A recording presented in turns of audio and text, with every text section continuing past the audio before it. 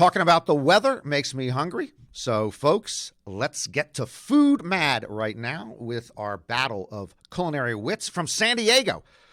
We have Mr. Snack Food, Fast Food, and Junk Food Foodie, Juan Lozano. And from Silver Spring, Maryland, we have a real foodie, Tony Boyette, chef/caterer, curator of Tony's Table at tonystable.com.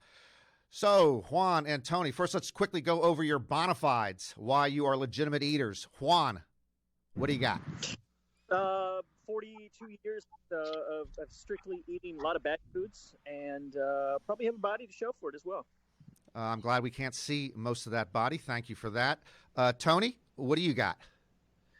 Let's see. Well, raised in 2 different continents and 4 cities by the time I was 15, eating really well all the way. And my go-to food bona fide is in the middle of childbirth. I stopped in between pushing and called the local French restaurant to have dinner sent to me. That's I know we don't have that on video, and it sounds like an apocryphal story, but actually, I think you're telling the truth. Okay, that's so we're coming from 2 different perspectives here. And first, let's just talk about a lot of people on the road this weekend for Thanksgiving, and it's not a lot of long road trips. So, how about some road trip munchables? Juan, what are your favorites? Yeah, definitely. Well, first of all, I don't think people should be on the road, right? Didn't we get warned about that? But seeing if you are on the road and you've got a long haul, I'm just trying to be socially responsible there for you, Norm. But if you got a long haul drive, you're probably turkeyed out if you like turkey. So you want to go with probably a saltier snack, combos even. Combos, those delectable little pretzel or those little bread things that got junk stuffed in the middle. It's like a different cheese flavoring in those things. Those are pretty good, and they probably pack about 800 calories per package. A small combos package is 800 calories? They don't ever sell the small ones. They hit you with a bigger one, but you can't. The wrapping on it makes them go everywhere, so you got to eat them. The wrapping's not very good, so it forces you to eat all 800 calories in one sitting, and that's usually a good 25 minutes, where you can power through those. Tony, are you a combos gal? Not even close. Not even close. Not in this lifetime. I got to tell you, first of all, in terms of road trip food, I'm 58 years old, okay? So I got to tell you, up until and including year 56, it was one thing, probably a little bit closer to what Juan's doing now. After that, the body tells you those days are over and you got to change. The one constant between those days and these days is my Baby Ruth candy bar. If I'm feeling a little tired at the wheel or I need a little extra push, I'll go with the Baby Ruth. Otherwise, everything is handmade at home and, wrapped in a little picnic basket or maybe a paper bag next to me in the passenger seat. Even if I have passengers, I make them sit in the back seat while I've got my, Tuscan roasted chicken sandwich that I've made myself, and perhaps a slice of my favorite carrot cake. Deviled eggs are good because you can just open the Tupperware and take them out one at a time and pop them while you're going down the road. But yeah, that's my road food. Who has time to cook all this before a road trip?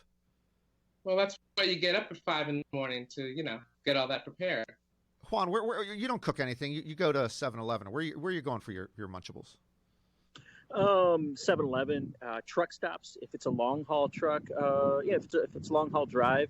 It depends on the time of the morning you get the snack as well. Sometimes, if you've got a morning drive, you want to go with a Fig Newton and then like a Snackwell to keep it light to go along with your, the constant, the Coke Zero.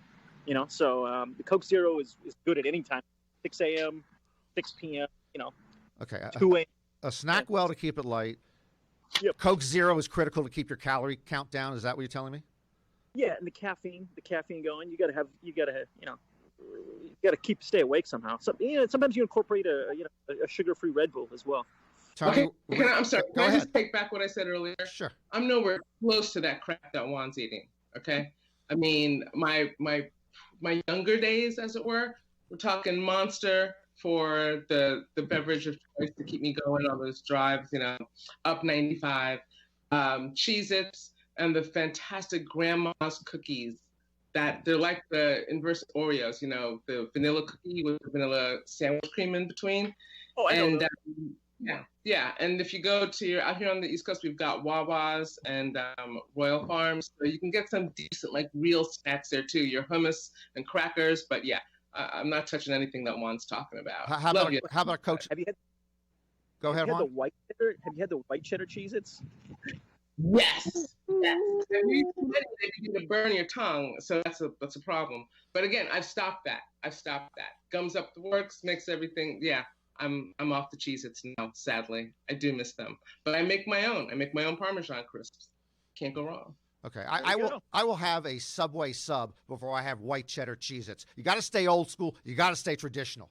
And talking about traditions, let's quickly go to Thanksgiving, and I'm going to just give you a bunch of quick questions for each of you to tell me how Thanksgiving goes for you.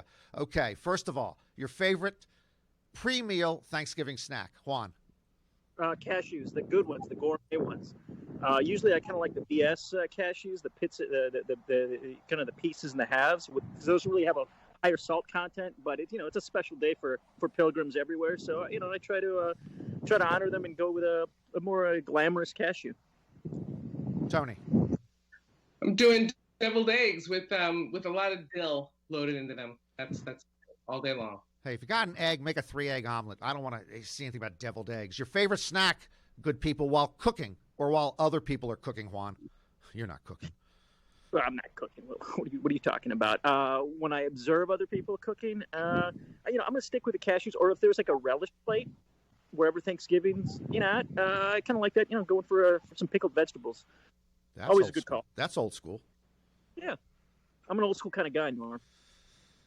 Tony.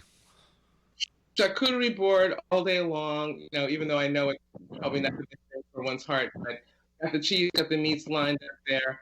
But the other thing, which still includes cheese, is you get yourself a Belgian endive, and you make this wonderful this spread. That's what's it called? Juan, you're gonna know this. It's the pimento cheese spread. With hot sauce and the cream cheese and the roasted peppers. Mix all that up. Little mayonnaise in there, some cheddar cheese, and spread that in a nice Belgian endive, and it's some good eating. Belgian endive, Belgian enschmive. Buy American. Jesus. Is the prosciutto, speaking of buying American, is the prosciutto on that board, is that domestic or is that imported? Oh, bite your tongue. Always imported. Yes, prosciutto di Parma. Tutto bene. All right, folks. Stuffing with chestnuts or no chestnuts? I want to love the chestnuts, but alas, no. I've never had stuffing with chestnuts or without chestnuts. I guess I've had them without chestnuts. I've never even heard of such a thing. I've had chestnuts wrapped in bacon. That's also a good pre-Thanksgiving snack, but I've never. I gotta put that down. Thank you, Juan. It's kind of a big Midwestern thing. So yeah. Yeah, but bacon makes everything better. Good call, Juan. The leftover situation. What do y'all do leftover-wise? You take them or you forget them? I don't even acknowledge them. I mean, I don't want, no. It's that's part of the reason I don't like Thanksgiving, in addition to the whole pilgrim thing. I just don't, leftovers, leftovers and other things, good, but the turkey, you have a whole carcass in your fridge. It's stinking up your fridge and it's taking up valuable refrigerator space. Well, you just have a beer fridge, so I don't think you can fit a turkey in there.